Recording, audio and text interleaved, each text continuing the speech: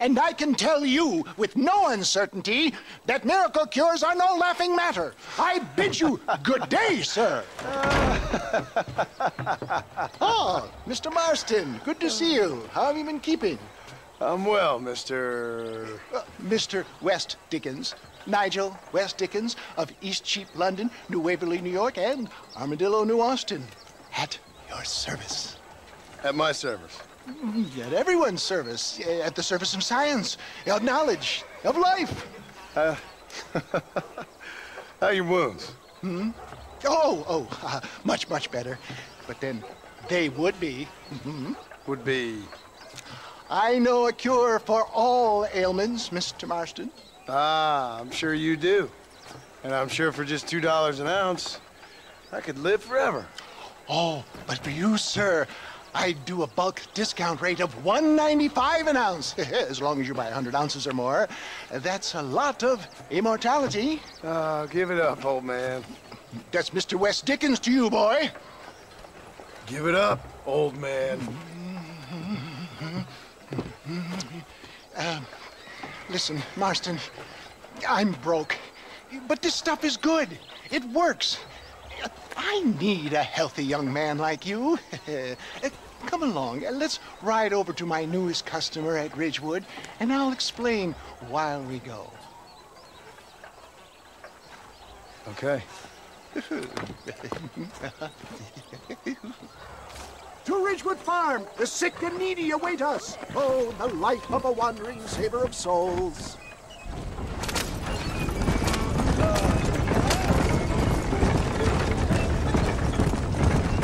I heard about you, Mr. West Dickens. And I about you, John Marston. Hoodwinking the weak, gullible out of their hard-earned money. My dear boy, it is you who is gullible, if I may be so bold, for heeding such ill-informed scuttle. You're as full of wind as a horse with the colic.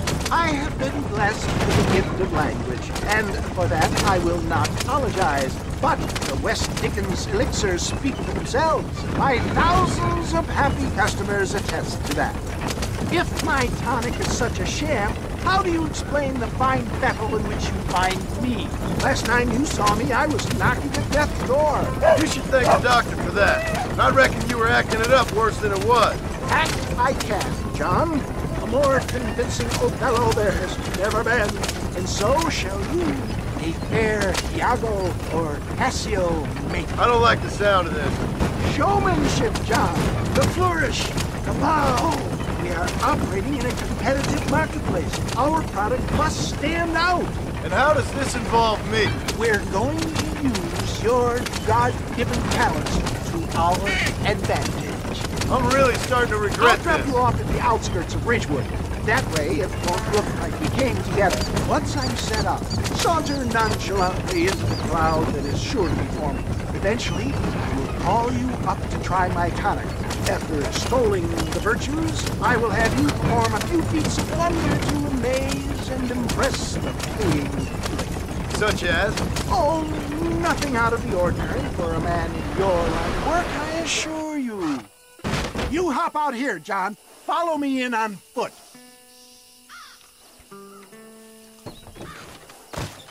See you shortly, and remember, showmanship.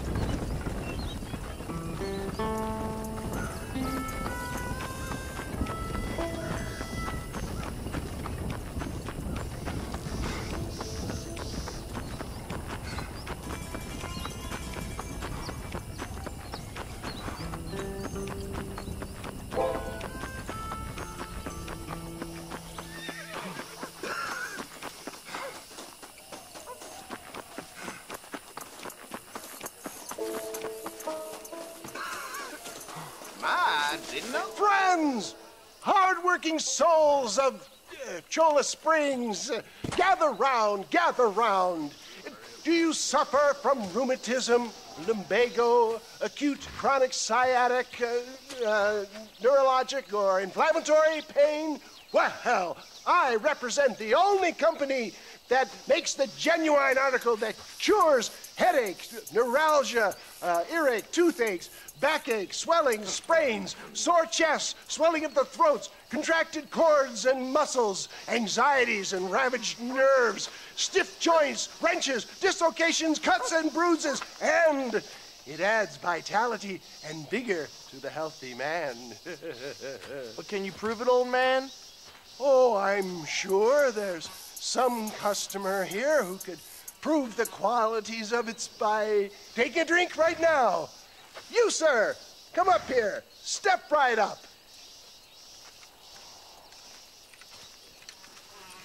That's the spirit. Ladies and gentlemen, pay close attention. This poor, wretched volunteer, entirely unknown to me, will demonstrate the effects of Dr. West Dickens' own patent tonic. Be you a cowpoke or athlete, this miraculous elixir developed with the wisdom of the East keeps the muscles supple and relaxes the cords. It loosens the joints and gives a feeling of youth and vigor to the whole system. Not possible, I hear you say. Well, doubt no longer. Faith can move mountains, but I ask not for faith. I am a man of science, and today science will be vindicated. Your eyesight has greatly improved. Is that not so, friend? If you say so. That's right, it is. You heard him. What a good sport you are, sir. Now, gaze over yonder at that porch. If you squint, you may just be able to make out the skull that's hanging there. Go ahead, friend. Shoot that skull and demonstrate the miraculous eyesight you now possess.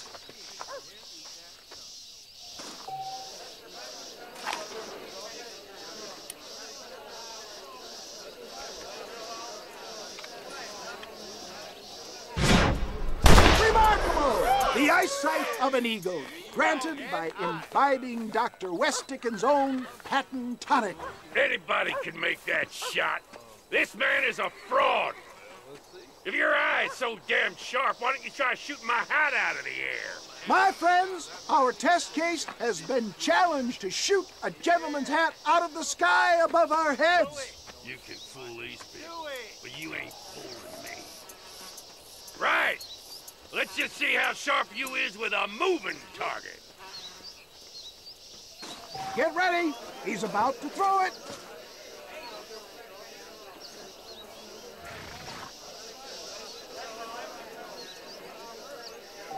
Draw your gun, my friend. Go home! Have you ever seen such an eye? Behold the power of the elixir, plucked out of the sky. Hey! Hey! What? You think you can put a hole in a man's hat and just walk away, do you? Well, it don't work like that around here, mister. Come on! Are you a man or not? A challenge of battle has been offered to our volunteer. Let the battle commence! I'm putting you down hard. Get the Just hell off look at the strength the tonic has afforded him. There it is, skeptics and dissenters, irrefutable proof. Do not let this opportunity pass you by. Look, he's over there. Go get him. This ends now. Watch out, he's got a gun. Who the hell do you think you are? You ain't leaving here alive.